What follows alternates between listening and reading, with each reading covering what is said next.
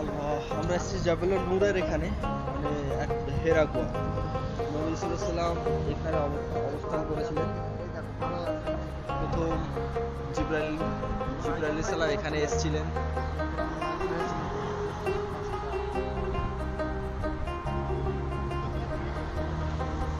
এই সেই পাহাড় যেখানে কোরআন অবতীর্ণ করা হয়েছিল।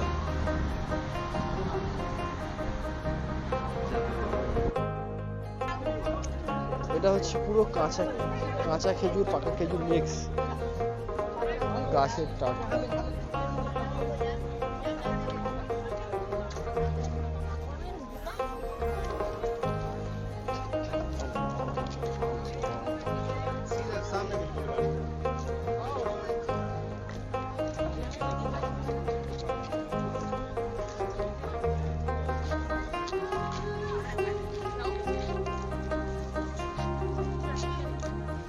ডান দিক যাবো।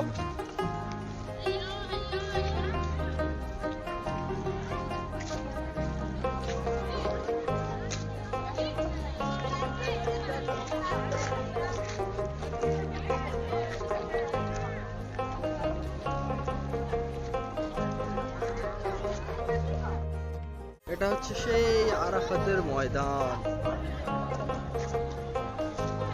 যেখানে ফরজ হজের সময় হাজিরা আসেন এবং সবাই একত্রিত জড়ো হন।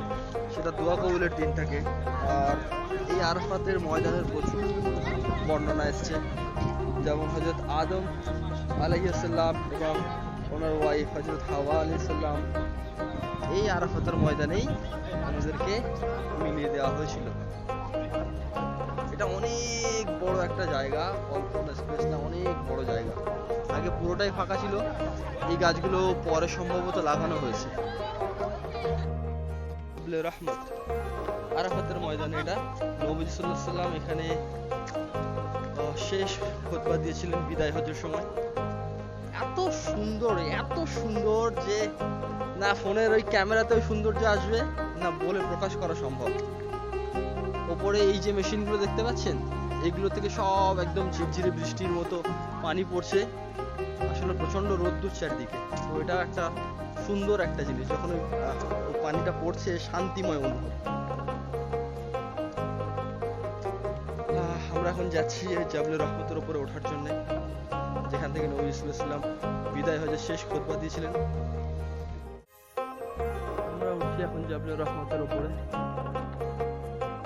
এই দিক দিয়ে বলে আপনি ওই দিক কেন চলে যাচ্ছেন?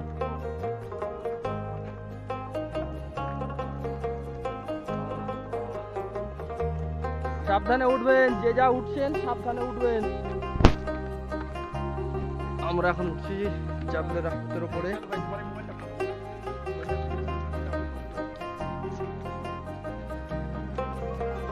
এই পাহাড়ের উপরে নবী সাল্লাল্লাহু আলাইহি ওয়াসাল্লাম বিদায় হজের সময় শেষ খুতবা দিয়েছিলেন। আমরা এখন আছি জাবালে রহমতে, এই পাহাড়ের উপরে।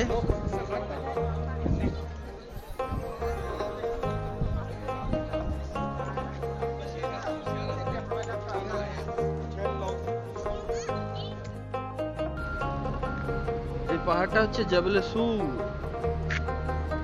পুরো কালো একটা পাহাড়। এই পাহাড় সম্পর্কে এসছে যে নবীজি সাল্লাল্লাহু আলাইহি ওয়াসাল্লাম যখন মক্কা থেকে বিতাড়িত হয়েছিলেন, তখন ওনার সঙ্গে ছিল হযরত আবু বকর সিদ্দিক রাদিয়াল্লাহু তাআলা আনহা। তো ওনারা এই পাহাড়ের মধ্যে 3 দিন আশ্রয় নিয়েছিলেন। এই হচ্ছে সেই জাবলে সুর।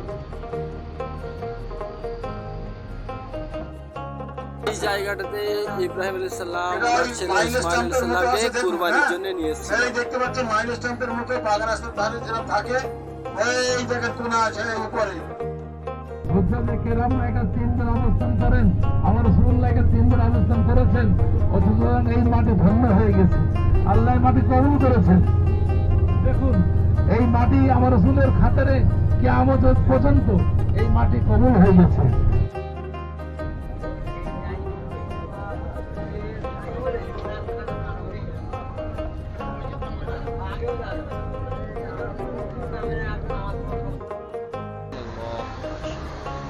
এই হচ্ছে জাবলে নূর, অর্থাৎ হেরা গুহা। আল্লাহু আকবার। এই গুহাতে অবস্থান করেছিল।